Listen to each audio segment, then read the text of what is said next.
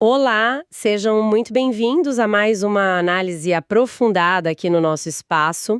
A missão hoje é mergulhar de cabeça no informativo de jurisprudência número 1198 do Supremo Tribunal Federal.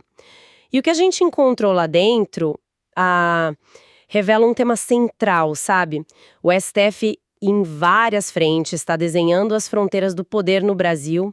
A gente vai ver a fronteira entre estados e municípios nessa nova economia digital, a fronteira entre judiciário e Congresso e até as regras para o próprio estado.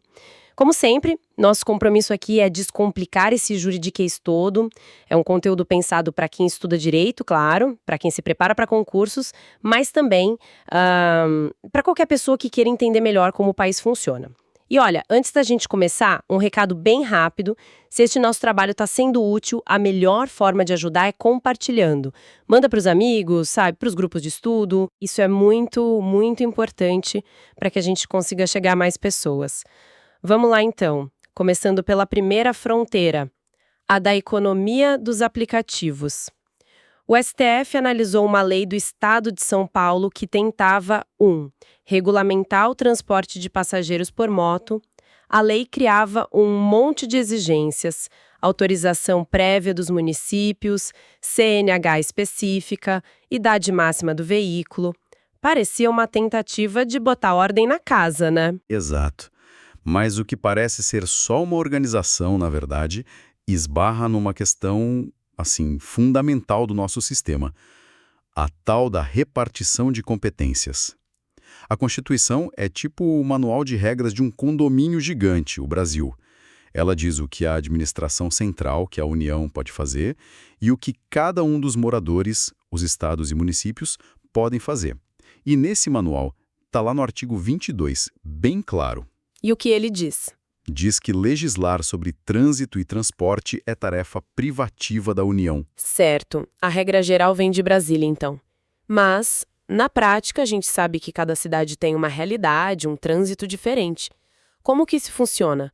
A União cria uma lei que vale para todo mundo, sem nenhuma flexibilidade? Ótima pergunta. É aí que entra a inteligência do sistema, né? A União cria a lei-mãe, a política nacional. Nesse caso, a gente tem a Política Nacional de Mobilidade Urbana, a Lei 12.577. E o que essa lei federal fez foi cirúrgica. Ela disse, olha, a competência para legislar sobre o tema é minha, União, mas eu delego a fiscalização e a regulamentação específica desse serviço de aplicativo para os municípios e para o Distrito Federal. Ah, entendi. Então, a lei federal construiu uma ponte direta da União para as prefeituras. Exatamente. E o Estado de São Paulo tentou construir uma espécie de pedágio no meio dessa ponte, onde não era para ter nada. Isso, perfeita analogia. E o STF viu isso como uma invasão dupla. O Estado invadiu a competência da União para criar a lei geral e, ao mesmo tempo, atropelou a autonomia que a própria lei federal já tinha dado para os municípios. Foi um passo maior que a perna, sabe? E o que me chama atenção na decisão é que o STF não ficou só na discussão técnica de competência. O tribunal foi olhar o impacto econômico, o impacto no bolso das pessoas. Isso é comum. Cada vez mais comum. O Supremo tem adotado uma postura de analisar as consequências práticas das decisões. E o argumento da Corte foi direto. A lei paulista, com aquela burocracia toda, ia diminuir a oferta do serviço. Menos motorista na rua. Exato. Menos motorista, mais tempo de espera, preço mais alto para o passageiro e o pior, ia incentivar a clandestinidade, que é o pior dos mundos em termos de segurança, né? Então, no fundo, a decisão acabou protegendo a livre iniciativa. Precisamente. Esse foi o arremate do argumento. O STF reafirmou algo que já vem dizendo. Transporte por aplicativo não é serviço público, como um táxi ou um ônibus. É uma atividade econômica privada. E, como tal, ela é protegida pelos princípios da livre iniciativa, da livre concorrência. Qualquer lei que crie barreiras que não sejam razoáveis é inconstitucional. A decisão foi unânime. Um recado bem claro. Interessante. Essa decisão sobre os apps mostra o STF, então, agindo para remover barreiras. Mas, em outro caso, o tribunal foi cobrado a fazer o contrário. A forçar a criação de uma regra que pode impactar e muito a economia. o famoso Imposto sobre Grandes Fortunas. Um imposto que, gente, tá na Constituição desde 88 e nunca saiu do papel. É um dos grandes paradoxos da nossa Constituição, né? Uma promessa de justiça fiscal que está há mais de 35 anos na sala de espera. A Constituição diz que a União tem que instituir, mas para isso precisa de uma lei complementar. E essa lei? Nunca veio. Nunca veio. O Congresso Nacional nunca votou. E foi essa demora toda que chegou no STF.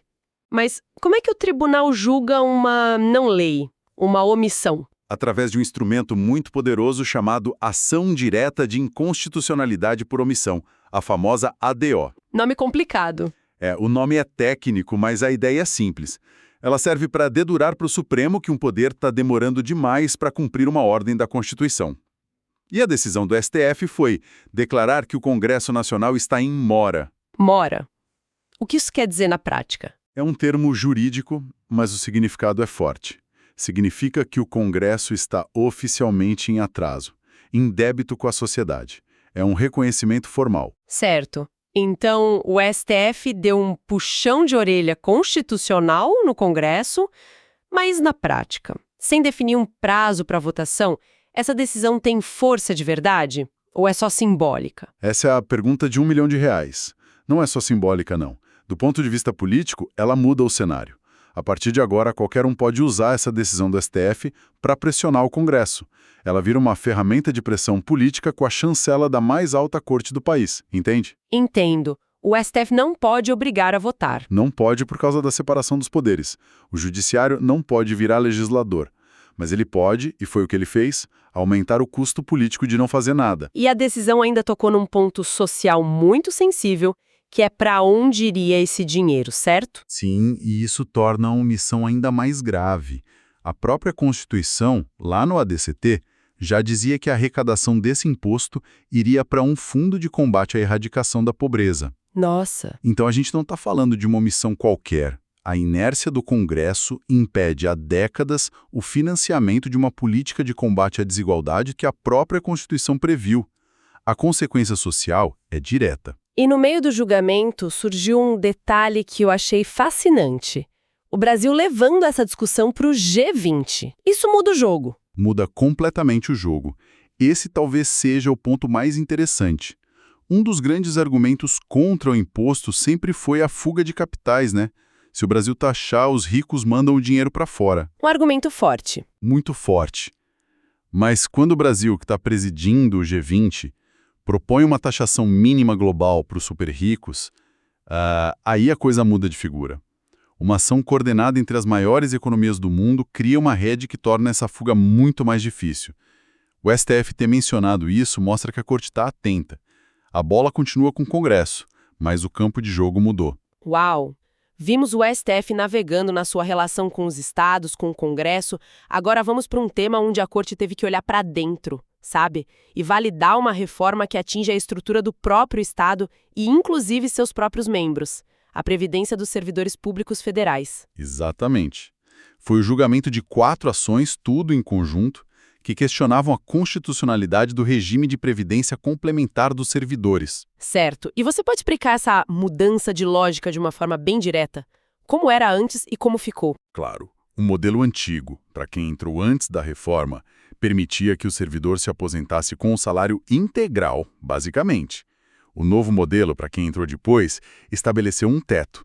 A aposentadoria paga pelo governo ficou limitada ao mesmo teto do INSS, que vale para todo mundo na iniciativa privada. E para ganhar mais que o teto? Aí o servidor precisa aderir a um fundo de pensão complementar, a FUNPRESP. Ele contribui com uma parte e a União contribui com outra. O objetivo é, claro, reduzir o rombo da Previdência Pública no longo prazo. E uma mudança tão profunda assim foi muito questionada. Vamos para o primeiro argumento. Diziam que a lei que criou tudo isso devia ser uma lei complementar, não ordinária. Qual a diferença? A diferença é o peso político para aprovar. Uma lei complementar exige um quórum maior no Congresso, a maioria absoluta. A lei ordinária é só a maioria de quem está presente. É uma proteção para temas mais importantes, então. Isso. Mas o STF foi claro. A Constituição não fez essa exigência específica para criar o regime complementar. Então a lei ordinária era o caminho válido. Ok, o segundo ponto de ataque foi a natureza da Funpresp. O fato de ser uma fundação de direito privado, né, causa um certo estranhamento, uma entidade privada gerenciando dinheiro de servidor. Causa. Mas o STF validou o modelo, explicando que, embora ela seja de direito privado, o que dá mais agilidade para investir o dinheiro, por exemplo, ela não é uma empresa privada qualquer. Ela vive num regime que a gente chama de híbrido. Ela tem que seguir um monte de regras de direito público. Tipo o quê? Licitações, contratação de pessoal, tudo segue princípios públicos. E as contas são fiscalizadas pelos órgãos de controle do Estado. É o melhor dos dois mundos, na visão do legislador, né? Agilidade privada com controle público. E o terceiro argumento, o mais delicado talvez, veio da magistratura. Sim, eles alegaram que incluir os juízes nesse novo regime feria a autonomia do Poder Judiciário, porque a Constituição diz que é o STF que propõe leis sobre o Estatuto da Magistratura. E como o tribunal se posicionou sobre uma regra que o afetava tão diretamente? O STF precisou interpretar os limites da sua própria competência. E a conclusão foi que o regime de aposentadoria é uma norma geral para todos os servidores federais. Não é uma matéria específica da carreira de juiz, como promoções ou remoções, que é o que o Estatuto regula. O tribunal, em essência, disse: olha, essa regra previdenciária vale para todo mundo do executivo, legislativo e judiciário. Nós não somos uma exceção. Então, no final, ao julgar tudo isso, o que muda? Qual o recado principal? O recado principal é segurança jurídica. Ao declarar todo o sistema constitucional, o STF blindou uma das reformas estruturais mais importantes do Estado. Ele disse que o caminho escolhido para tentar equilibrar as contas da Previdência no futuro está valendo. Isso dá previsibilidade para todo mundo. E, para a gente fechar a análise do informativo, tivemos alguma outra novidade, alguma nota final? Sim, uma coisa rápida, mas que vale a pena mencionar. Sobre transparência. Nesta edição, não tivemos outros julgados de grande repercussão nas turmas, mas foi publicada a Resolução 895. E o que ela faz? Ela torna públicas as tabelas de cargos e funções comissionadas do quadro de pessoal do próprio Supremo.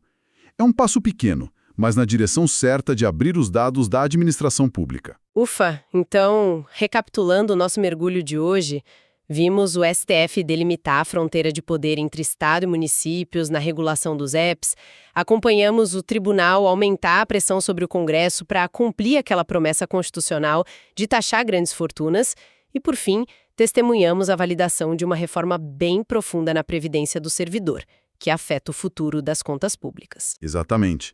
E as decisões desta semana, elas nos deixam com uma reflexão final.